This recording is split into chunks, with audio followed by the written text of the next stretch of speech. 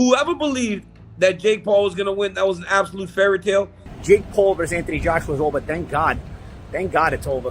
What a joke of a fight. From the minute he got into that ring, to get on the back foot and just start running around, it was quite pathetic, honest with you. There was never a world in which Jake Paul was going to beat Anthony Joshua. Jake Paul was brutally humbled by boxing experts after his embarrassing defeat against Anthony Joshua. The social media superstar's biggest test ended in disaster, proving that confidence alone is not enough when heavyweight power enters the equation. He's an idiot. There is no reason. If Anthony Joshua puts 10-ounce gloves on and gets in a boxing ring and Jake Paul is in the other corner, this won't last long. This will last as long as Josh wants it to last. And honestly, this outcome should not have surprised anyone.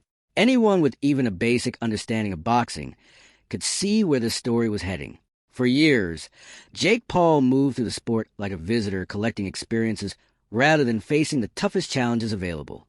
You can't lose to a guy that's perceived to be a YouTuber, even though today... The pattern was easy to spot. Retired MMA fighters, aging former champions, and athletes whose careers had little to do with professional boxing. Each event followed a familiar formula: loud promotion, viral moments, carefully selected opponents, and endless talk about changing the sport. Jake Paul is concerned because that's not boxing. He was just trying to survive. And when you try to survive in a fight, then the other guy can't knock you out because you're not looking to win. Then 2025 arrived and everything changed. This time, Jake Paul found himself standing across the ring from Anthony Joshua, a former unified heavyweight champion, Olympic gold medalist, and a fighter who had earned his reputation through years of battles at the highest level. Dude's got balls. Dude's got balls to stand in there with AJ, who had been off, so his chin is refreshed. He's ready to fight. Joshua entered the fight with more than 25 professional victories, multiple heavyweight title reigns, and a resume highlighted by Olympic gold at the 2012 Games. Meanwhile, Jake Paul came in with 13 professional bouts, none against active or former heavyweight champions, and none requiring the kind of elite defensive skills demanded at the top level of boxing. You get paid $90 million to just survive? He just survived. Like he just ran around the ring. The difference was obvious from the opening bell.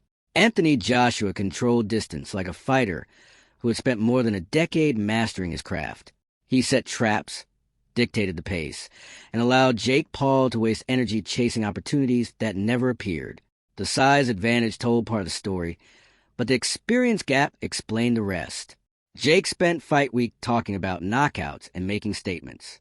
Joshua simply showed up and handled business. Anthony Joshua is trying to find him.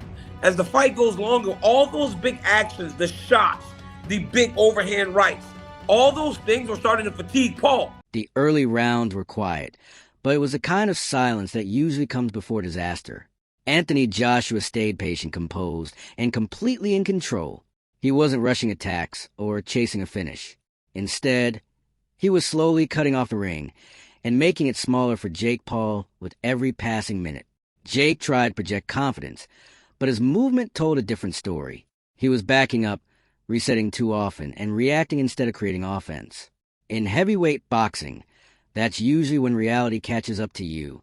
So when the knockout finally arrived, it felt less like a surprise and more like the inevitable conclusion everyone saw coming. You know, you're gonna get knocked out anyway, dude. Like, I was hoping I could say, you know what, because he earned the respect of boxing fans by going out on his shield. The guy just ran for his life.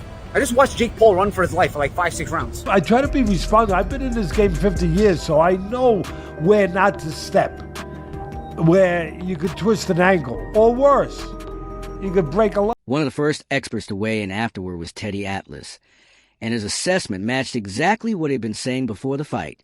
Heavyweight boxing has no mercy for technical mistakes. In lighter divisions, fighters can sometimes recover from errors and keep moving forward.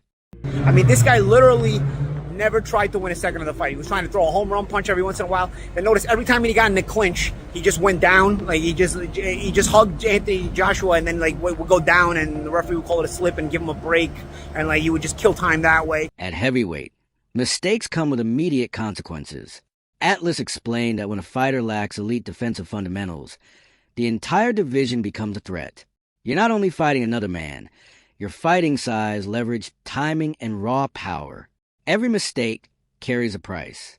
Jake Paul had never truly experienced that reality until this fight, and it became painfully obvious once the pressure started building. The way you beat a guy like that, you're not going to outbox him. If you're waiting on him and he's initiating and he's feinting you into counters and then he's countering the counter. Even while I think a heavyweight has a chance in any fight, a puncher's chance, I don't think Jake Paul has anything for Anthony Joshua. Do you respect him for taking it? Yeah, you have to because that's terrifying. Like that. Then came Carl Froch, who had little interest in being diplomatic. Froch reminded fans that Paul had already suffered a loss to Tommy Fury, a cruiserweight who never reached British title level. For many experts, that result already revealed where Paul's ceiling might be. If he struggled there, jumping straight into the ring with a heavyweight champion wasn't confidence. It was a massive gamble. Froch stressed that boxing has a progression system for a reason. The sport punishes anyone who tries to skip steps. He knocked him down twice. I thought the fight was going to be over because he was going to knock him down again. The physical statistics only made the discussion more brutal. Analysts highlighted Joshua's enormous size advantage on fight night, along with a significant reach edge. Those numbers weren't just interesting facts. They directly influenced the fight. Greater reach meant better control of distance. Greater size meant more authority in every exchange. Joshua dictated where the fight happened, when it happened, and how dangerous every moment became. Honestly, what do you want the guy to do? I mean, this guy reigned for his life in a 22 by 22 foot ring. That ring was huge. That ring was huge. Experts were also quick to dismiss the popular puncher's chance argument. That theory only works when both fighters possess a similar understanding of defense and ring awareness. When one fighter lacks those high-level fundamentals, a puncher's chance can quickly become a puncher's risk. Against an elite heavyweight, every opening becomes an opportunity for disaster. And that's exactly what many analysts believe happened to Jake Paul. It looked like that was the moment he was going to throw in the towel and say, you know what, I'm done, I'm injured, I'm hurt, I don't want to do that. But hats off to him, he got up and he kept fighting. We get to the 6th round and you can just tell that it's over. It looked like that was the moment when he might finally have considered quitting. The pain was obvious, the damage was adding up, and most fighters would have started looking for a way out. But to his credit, he got back to his feet and continued fighting. By the time the 6th round arrived, however, the outcome felt unavoidable. The resistance was still there, but the fight itself was slipping away. Everyone watching could sense that the end was near. In my life, I think my jaw is broken, by the way, so... Yeah. Let's go! It's definitely broke. But, After the knockout, the conversation immediately shifted to the punch that ended it all. Comparisons were quickly made to Anthony Joshua's devastating knockout of Francis Ngannou in 2024, a fight that ended in brutal fashion within just a few rounds. Before that night, Ngannou had never been knocked out in his combat sports career. Joshua changed that with a single, perfectly timed shot. Analysts pointed out that Joshua generates elite hand speed for a heavyweight of his size, making his power even more dangerous. When that right hand connects cleanly, the consequences are usually immediate. But Joshua just ate that. And I think when Anthony saw he could take those punches and they could really do no damage to him, it even boosted his confidence more. Because then he got even more reckless in his approach to getting after Paul. What made Jake Paul's situation even worse was the technical reality of what unfolded inside the ring. He struggled to adapt to Joshua's feints, repeatedly walked into counters, and failed to create the chaotic exchanges that might have given him a chance. Instead of forcing the action, he spent much of the fight reacting. His exits were predictable, his timing was late, and his defense gradually unraveled. Many commentators agreed that at the same right hand that flattened Ngannou landed cleanly on Paul, there was never going to be a different outcome. That wasn't opinion, it was simple physics. Then came Johnny Nelson, who summed up the situation perfectly. Nelson pointed out that Anthony Joshua does not engage in touch boxing regardless of the opponent. It wasn't an insult, it was an observation. Joshua has always been a fighter who controls the action before delivering damage. His mindset never changes based on who stands across from him. Once the gloves are on, every opponent faces the same danger. Step into the ring with Joshua, and you are accepting the risks that come with sharing space with one of boxing's most powerful heavyweights. You knew that Anthony Joshua was going to eventually land something that hurt Jake Paul. And you know how you know the boxing world wanted it to be brutal? Because Rosendo was sitting here and he goes, I hope he gets knocked out bad. Most people in boxing knew that sooner or later, Anthony Joshua was going to land something that seriously hurt Jake Paul. The only question was when it would happen. And if you wanted proof that many in the boxing world expected a brutal ending, listen to the reactions beforehand. Even veteran voices around the sport openly suggested that a devastating knockout was the most likely outcome. The expectation wasn't simply that Joshua would win. It was that the gap in skill, experience, and power would eventually become impossible to ignore. Anthony Joshua, who's now 5 inches bigger than you, maybe more, or 4 or 5 inches, and about 100 pounds heavier. You just don't go from there right up to there. The business side of the fight did little to reduce the criticism. Simon Jordan was especially direct in his assessment. Jordan argued that the matchup made little sporting sense regardless of how much money it generated. While he acknowledged the event's commercial success, he made a clear distinction between financial value and competitive legitimacy. His point was simple. Revenue does not change reality. In boxing, credibility is earned through competition, and Jordan believed this challenge ignored the natural progression that the sport demands. Punching heavyweight, and Fake Paul's never been in with a heavyweight.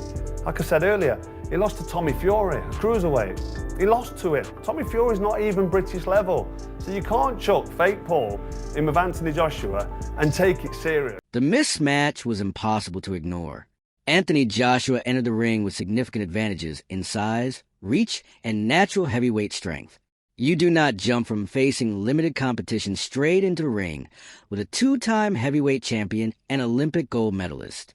Fighters of Joshua's caliber are not marketing tools or promotional attractions.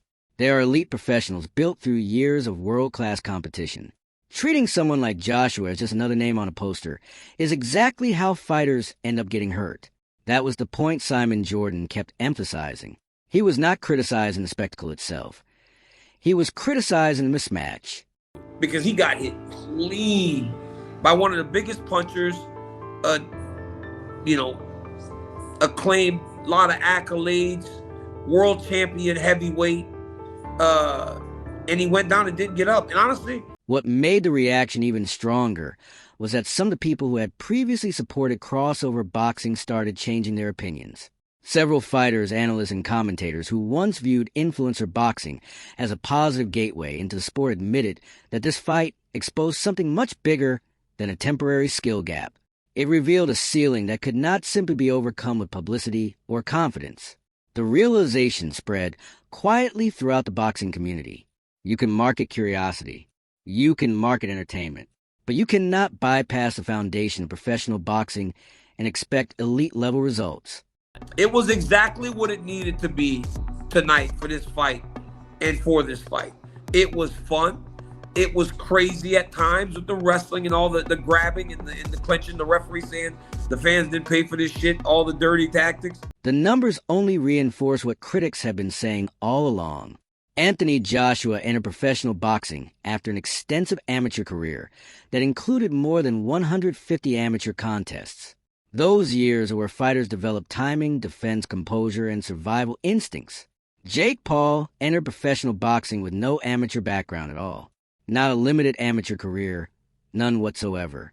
That kind of gap cannot be erased through confidence, social media success, or a few training camps.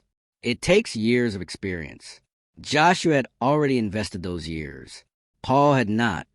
A guy that doesn't have the longest career, he's the only one outside of Conor McGregor that could fight this level of fight at his experience and draw in the type. In many ways, the fight confirmed what numerous insiders had already suspected.